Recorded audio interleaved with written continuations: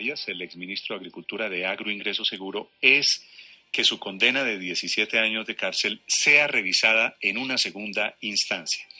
La Corte Suprema de Justicia le respondió en las últimas horas diciendo que no se puede porque las leyes, el acto legislativo del año pasado no tiene efecto retroactivo. Sí, y además dice la Corte que si se quiere avanzar en eso, tendría que impulsarse desde el Congreso una reforma constitucional.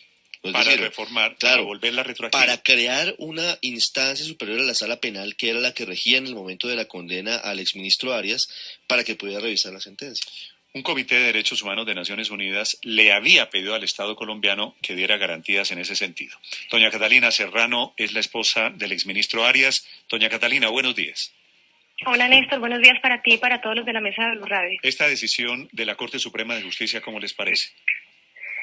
Pues Néstor, la verdad es que a mí me parece ya el colmo del descaro lo que pasa en la en la Corte Suprema de Colombia, cuando Colombia hace ya muchísimos años, al decidir hacer parte del bloque, digamos, de derechos humanos internacionales, automáticamente acoge como constitucional el derecho universal a la segunda instancia. No solamente eso, ustedes ya lo dijeron, el Comité de Naciones Unidas por unanimidad solicitó a Colombia y reconoció que Andrés se le han violado sus derechos. Andrés merece tener una segunda instancia. En Colombia no se nos puede olvidar que también existe el derecho de favorabilidad en el sentido penal.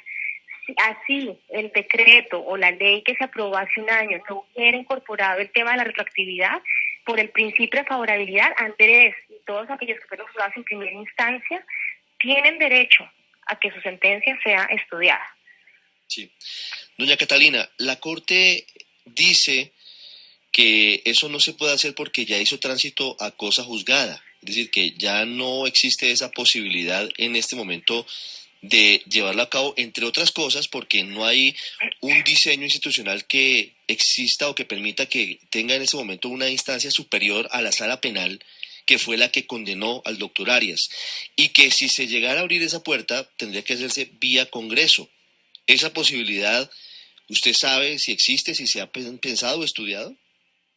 Bueno, yo ahí veo dos cosas. La primera es que en Colombia estamos jugando todos al mejor de los Pilatos, a votarnos, a lavarnos las manos y lanzarse la pelota entre ellos. Entonces no fue responsabilidad del gobierno cuando Naciones Unidas decidió que Andrés se le habían violado sus derechos. El gobierno le pasa la pelota a la Corte entonces ahora dice, no, es que nosotros sí queremos, pero no podemos, entonces esto queda en manos del Congreso. El Congreso ya legisló al respecto. Los mismos congresistas que firmaron el año pasado, pues que hicieron la ley el año antepasado, le mandaron una carta a la Corte Suprema diciéndoles que ellos en ningún momento habían incorporado en esa ley que no tuviera retroactividad porque se entiende el principio de favorabilidad. Entonces, la verdad es que yo sí creo que la Corte ha debido fallar en derecho y darle antes el derecho a la segunda instancia. Es que no puede ser que le sigan violando de esa manera los derechos y se sigan lavando las manos, mientras mi esposo en completa indefensión, porque entonces no existen leyes que lo cobijen y lo protejan a él. Entonces, mientras tanto que un hombre inocente esté privado de la libertad lejos de su familia, mientras en Colombia de pronto deciden quién asume la responsabilidad. ¿Es acaso eso justo? Pero, señora Serrano, eso lo que nos está diciendo quiere decir que ustedes no van a apelar entonces al Congreso para que de pronto el Congreso se manifieste de alguna manera o haga algún tipo de pronunciamiento sobre el caso. Pues no, realmente yo no te estoy diciendo que no lo voy a apelar. Yo me enteré de la noticia anoche, saliendo de la visita donde Andrés, apenas he tenido tiempo de leer rápidamente los puntos pues de la Corte, y seguramente sí se harán muchas cosas. Yo seguiré tocando todas las puertas que tenga que tocar. Yo estoy dispuesta a hacer lo que sea por seguir defendiendo la honorabilidad y la inocencia de mi esposo, y si es necesario tocar puertas en el Congreso para que el Congreso legisle en ese sentido, se va a hacer. Lo que no es justo, lo que no puede seguir pasando, es que un hombre inocente esté privado de la libertad, mientras en Colombia se define quién asume la responsabilidad. Doña Catalina, eso no puede ser. Claro, entiendo su posición y entiendo lo que usted nos dice, pero hoy la justicia de Colombia dice todo lo contrario, que el doctor Arias es culpable y de hecho lo condenó a 17 años de prisión. Te quiero recordar lo siguiente, a nosotros no se nos olvide que la corte que condenó a Andrés Felipe Arias es una corte que en su mayoría, sus miembros están siendo investigados y cuestionados. A miembros que se les ha reconocido obraron basados en intereses políticos y no jurídicos. Eso no se nos puede olvidar. Es que es muy fácil para ustedes decir ahorita que Andrés fue condenado a 17 años por delitos que no cometió. De Andrés Felipe Arias se dijeron muchísimas cosas y al final lo condenaron por la celebración de unos contratos exactamente iguales a los que los ministros que le antecedieron habían firmado y con ellos no pasó absolutamente nada. Y por un peculado, cuando no se pudo comprobar cuál había sido el favorecimiento de los terceros hacia Andrés Felipe Arias. Entonces, es muy fácil decirlo, pero miremos quiénes condenaron a Andrés, en qué condiciones se encuentran ahorita. ¿Y qué se ha hecho al respecto? Nada, lo siguen tapando. ¿Y quiénes están firmando hoy esa notificación que salió ayer de la Corte? Los mismos magistrados. Es que yo creo que eso es lo que ustedes como periodistas deben investigar. No nos podemos seguir pegando de que es que Andrés, que es que la justicia lo condenó a 17 años. Es que Andrés Felipe Arias lo condenaron sin pruebas. Y así lo reconoció la Procuraduría, quien pidió que lo absolvieran. Sí, doña Catalina, pero el procurador Alejandro Ordóñez y el contralor de la época también sancionaron al doctor Andrés Felipe Arias. ¿También están incursos en cuestionamientos de legitimidad? Mira, no confundamos un tema disciplinario con un tema penal.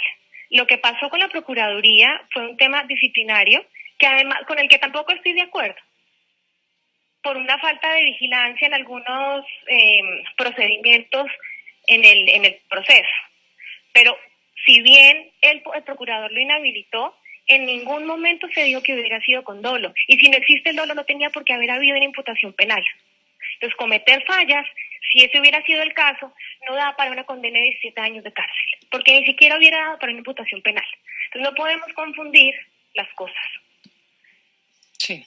Catalina, cuando ustedes ven que comienzan a salir libres los de Interbolsa, que comienzan a salir libres los del carrusel de la contratación de Bogotá, que muchos de los presos en detención domiciliaria pues los encuentran de parranda en otros lados, o que en la cárcel Modelo y en la cárcel La Picota se entra alcohol, drogas, teléfonos y demás, ¿se arrepienten ustedes de haberse ido para los Estados Unidos en lugar de haberse quedado en Colombia?